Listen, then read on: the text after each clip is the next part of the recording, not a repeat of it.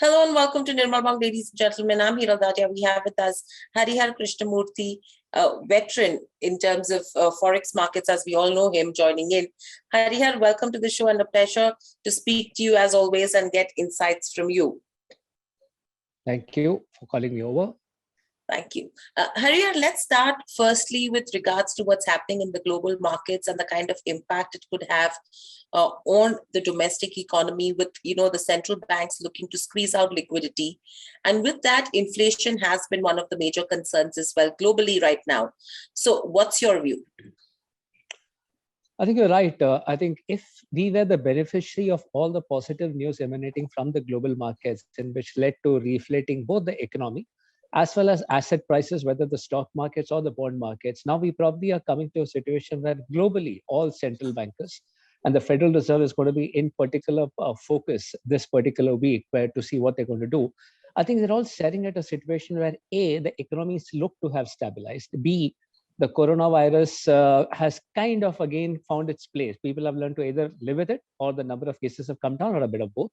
And the economies are firing, some like India firing at a notional 15% plus, some like US firing at a 3% plus, which is their normal. But at the same time, the so-called supply bottlenecks, the transitory stuff has become permanent. Inflation has become a fact of life.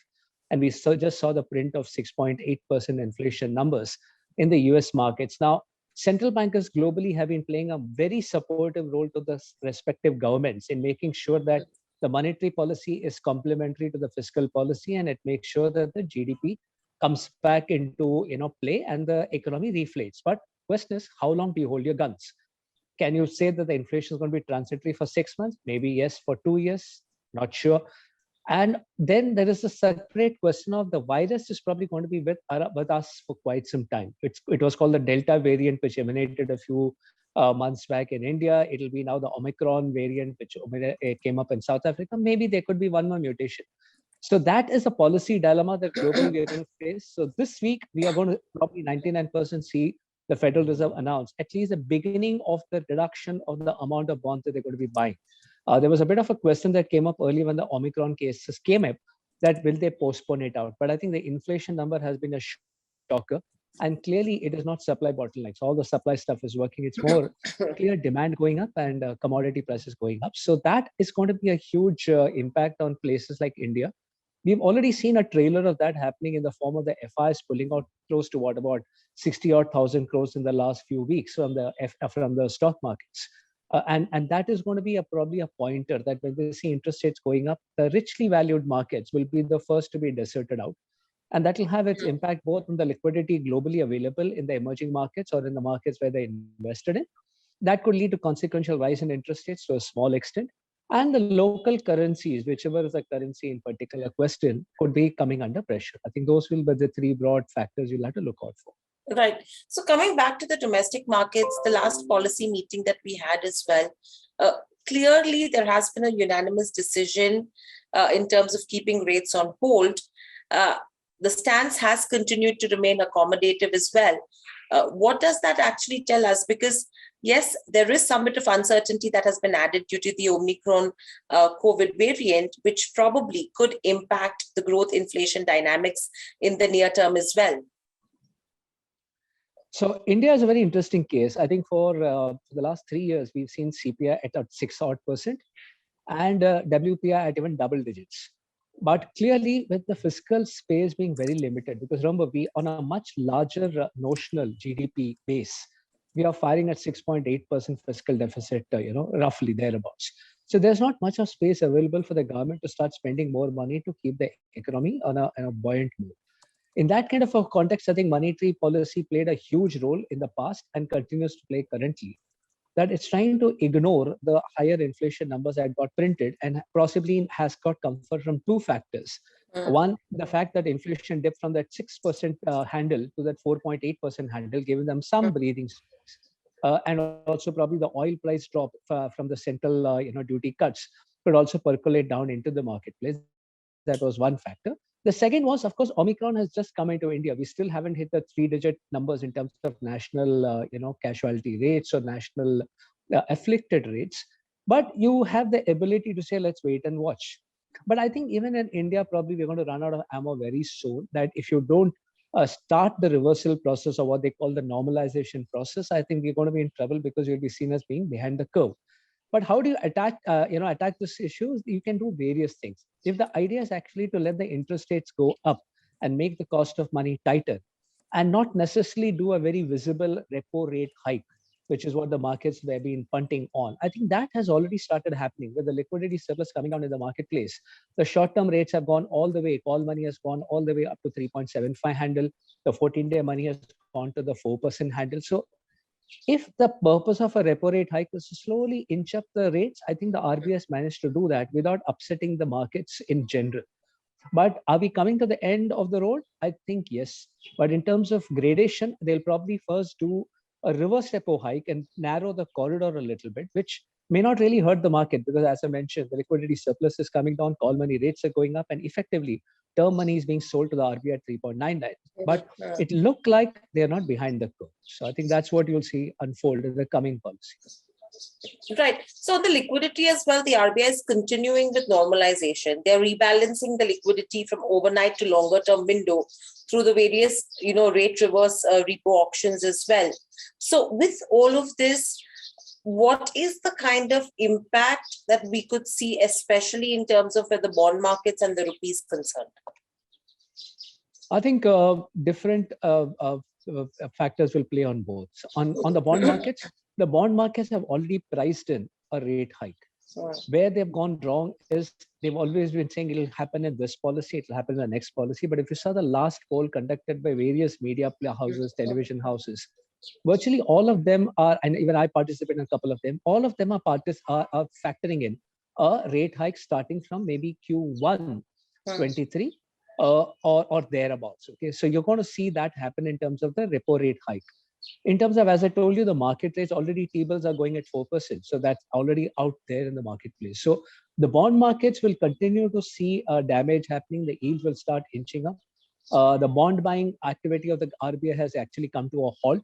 So even that kind of pressure will go up. So what was keeping the market supported was a huge amount of liquidity surplus in the marketplace, which was also partly because of the fact that you had huge inflows coming in as capital to various unicorns or as investments into the stock markets. In the last 6 weeks, I think that also has dramatically changed. The new inflows are being matched by offers for sales by various original investors, and the monies are going out on a net basis. So the lesser amount of dollars are being offered to the RBI. And in terms of the secondary sales of shares, I think the FIs have been pushing the handle and pulling out money from the marketplace. So that incremental flow has stopped. Dollar index has started going towards a 97 handle. So that is also putting the pressure on the rupee. And therefore, when these things are put out there, you see exports going up, but imports going up dramatically, despite the shortage of chips, etc. So the trade deficit also, which had gone down to as low as about $7 billion per month, has gone to about $15 to $17 billion per month. Yeah.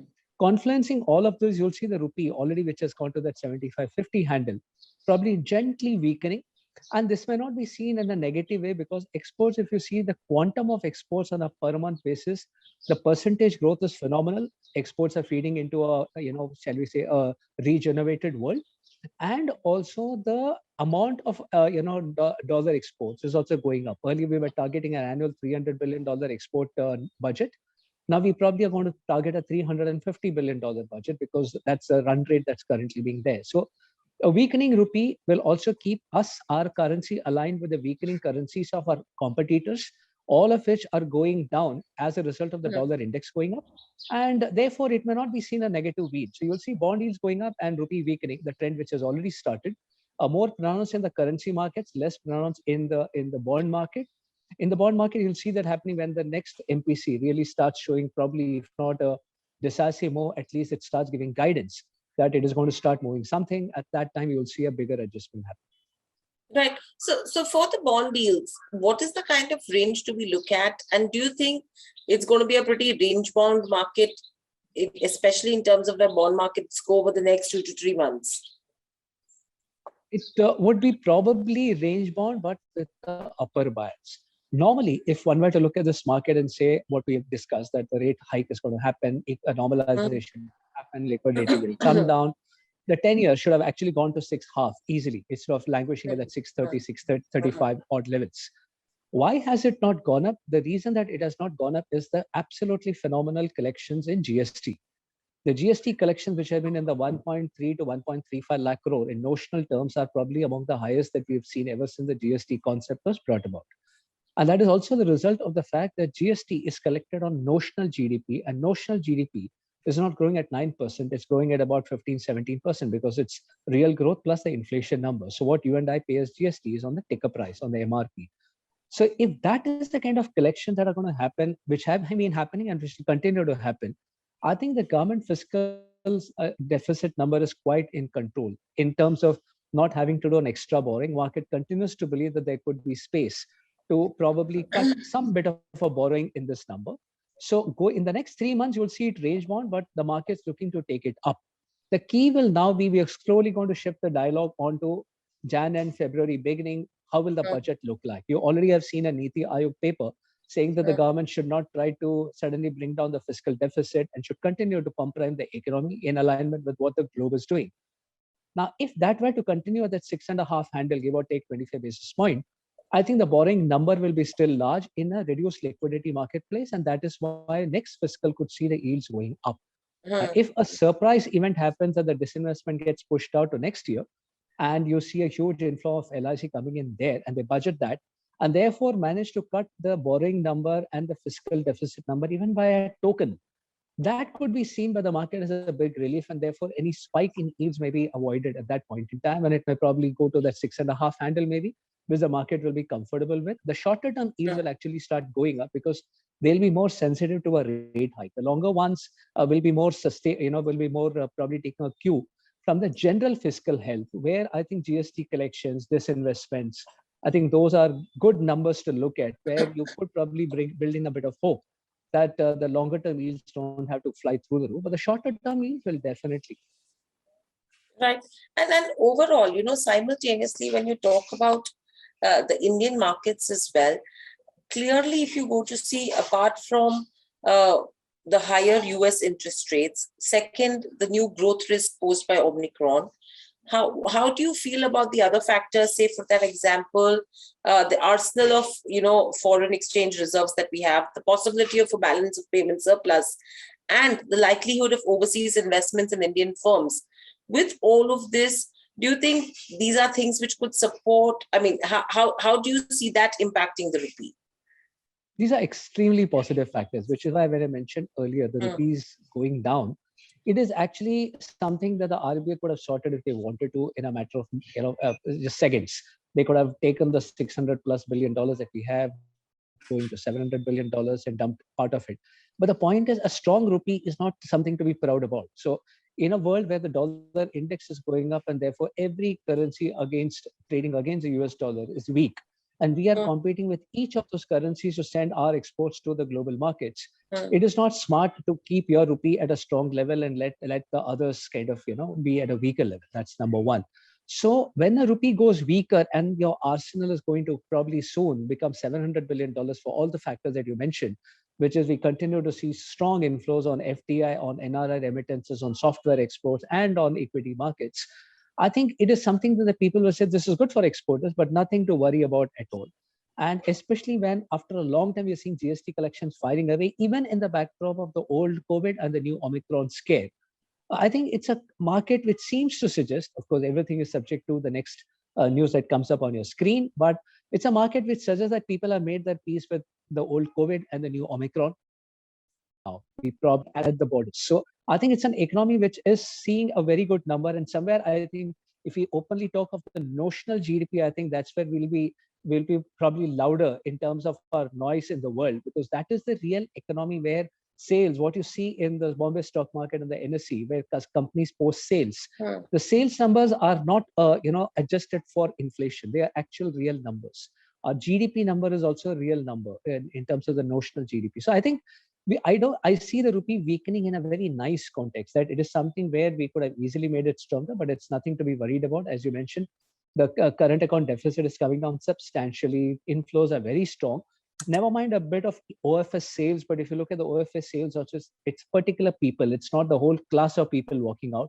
If one class of people is coming in, some very old investors are walking out of their old investment, that's fine. But they could probably be reinvesting it into something else. Again, the unicorns that are happening, each one of them, it's not a unicorn as a number, but each one of the unicorns getting valued at $5 billion, getting a new $1 billion in. The fact that it is available will give the rupee a lot of comfort. So will it go to 76? Possibly, yes. Will there be comfort for it to breach the 76 in a hurry? To a doubt, because if you're an importer, would you really want to buy the rupee at 76.50 in the backdrop of the fact that we are at this moment, at least, probably the highest notional growth economy? So it'll probably weaken to a small extent and stay there probably, and therefore I see it in a nice confluence of factors. The thing to worry about is only the bond markets. In the bond markets, when the short-term yields go up, I tell somebody that you could play with these numbers. When steel prices went to the kind of growth that we saw in steel prices or coal prices, the stock markets didn't fall. We thought we could pass it on to the customers. So if the interest rates were to go from 4% to 4.5%, I'm talking of 2 repo rate hikes, is it going to be an earth-shattering event? It is not. A real estate industry which thinks it is very sensitive to these kind of factors probably has faced cement price hikes, steel price hikes, and has managed to survive. 50 basis point hike on a 4% base is still a 12% hike if you play with percentages, but at a 50 basis point, it's not an earth-shattering amount, and nobody's talking of 50 basis point. We're talking of 25 basis point hike. And as I also mentioned, the real markets have already factored in some part of the rate hikes. So in the bond markets, there could be some damage coming into some mark-to-markets of banks, of anybody else who's holding the bonds, mutual funds. So there one has to be a bit of care, be careful. In terms of those who have managed to do some hedges, the OIS rates, if you've been watching, they've already been going up substantially. If anything, in the last couple of weeks, they have corrected. Is because there has been a sense that the rate hike can be postponed. But I think those who have hedged are probably kind of better off. Those who have not hedged will see a little bit of pain. But I think overall, the economy is in a good space in both the forex markets and in the bond markets. Absolutely, and hopefully that continues as well, and there is no threat of Omicron which comes in a big way. Thank you, Harihar, so much for joining us on the show. Always a pleasure to get insights from you. Thank you. Stay safe and speak to you soon again.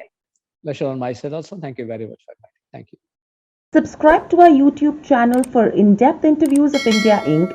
and press the bell icon so that you do not miss our updates.